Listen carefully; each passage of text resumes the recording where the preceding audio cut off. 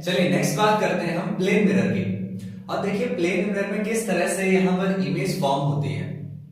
तो अगर कोई ऑब्जेक्ट प्लेन मिरर के सामने रखा हुआ है तो यहां पर देखिए हमने एक प्लेन मिरर लिया है, उसके सामने एक ऑब्जेक्ट को रखा है। तो यहाँ इमेज किस तरह से फॉर्म होगी, कोई एक लाइन होगी जो पैरेलल टू ये प्रिंसिपल एक्सिस है, मींस जो बेस है इसके पैरेलल रह जा रही होगी। तो टकराने के बाद ये अपने पाथ को रिट्रेस करेगी, मींस उसी पाथ में वापस चले जाएगी।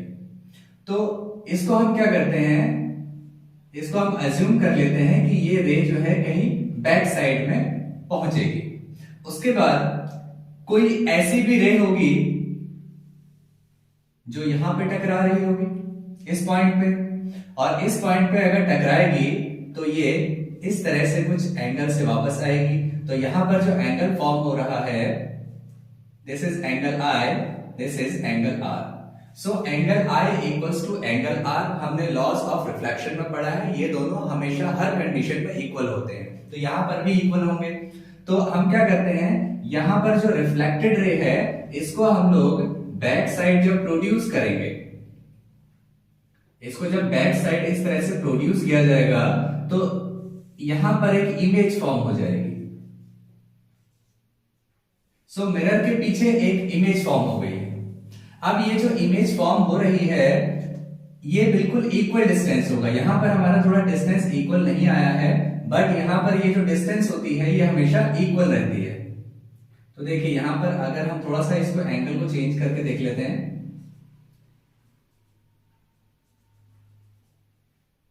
तो यहां पर कुछ इस तरह से इमेज फॉर्म होगी।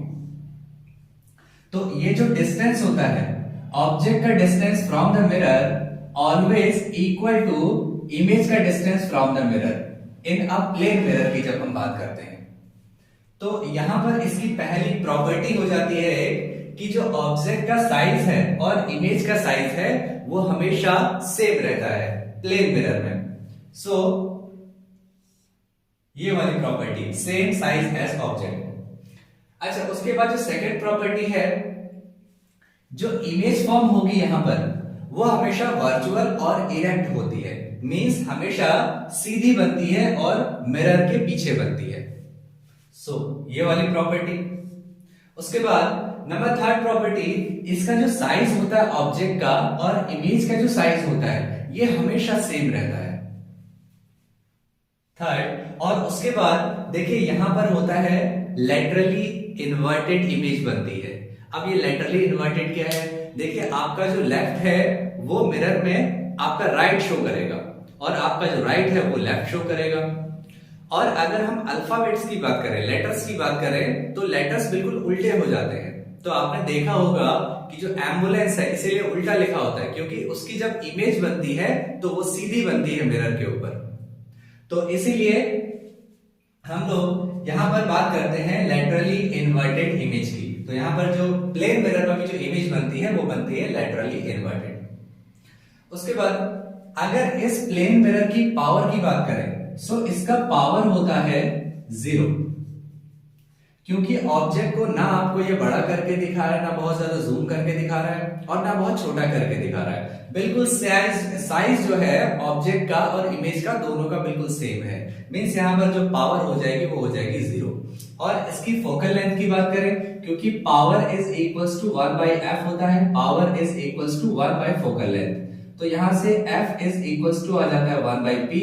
सो p की वैल्यू जब आप 0 रखेंगे तो 1/0 हो जाता है इनफाइनाइट। तो फोकल लेंथ प्लेन मिरर का इनफाइनाइट होता है। एक कंसेप्ट और है यहां पर नंबर ऑफ इमेजेस का। देखिए अगर आपके मान लीजिए आपके पास 2 मिरर हैं और वो आमने सामने रखे हुए हैं, जैसा कि हम लोग बार्बर शॉप में देखते हैं, तो वहां पर जो इमेजेस बनती हैं वो इनफाइनाइट इमेजेस बनती हैं। वो कैसे आता है, देखिए एक फॉर्मूला होता है यहां पर 360 डिवाइड बाय थीटा माइनस 1।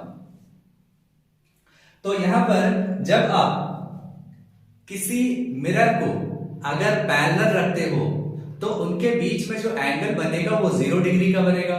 तो यहां पर अगर आप एंगल को 0 डिग्री पुट करते हो तो 360 अपॉन 0 हो जाता है infinity. So infinity minus 1 is infinity.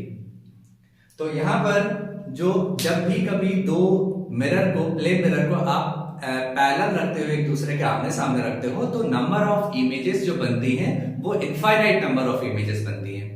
इसी तरीके से अगर आप दो मिरर को परपेंडिकुलर रखो इस तरीके से दोनों मिरर को अगर आपने परपेंडिकुलर रखा तो यहां पर 90 डिग्री का एंगल बनेगा। तो इस केस में देखिए कितने नंबर ऑफ इमेजेस बनते हैं। मान लीजिए किसी ऑब्जेक्ट को आपने यहां इसके सामने प्लेस किया तो यहां पर जो नंबर ऑफ इमेजेस बनेंगे 360 डिवाइड बाय 90 -1, 0 0 कैंसिल, 9 4 जा 36, सो 4 - 1 इज इक्वल्स टू 3। मींस जब आप टू मिरर्स को आप परपेंडिकुलर रखते हो एक दूसरे से तो नंबर ऑफ इमेजेस होती हैं 3। तो इस तरह से किसी भी एंगल पर 120 डिग्री पे या फिर 360 पे, तो जिस भी एंगल पे आप दो मिरर को प्लेस करोगे, आप अगर ये फॉर्मूला आपको पता है 360 डिवाइड बाय थीटा -1, थीटा की वैल्यू आप जो भी आपने दो मिरर के बीच में एंगल ले रखा है वहां पर प्लेस करते हो तो नंबर ऑफ इमेजेस आपको पता लग जाती है।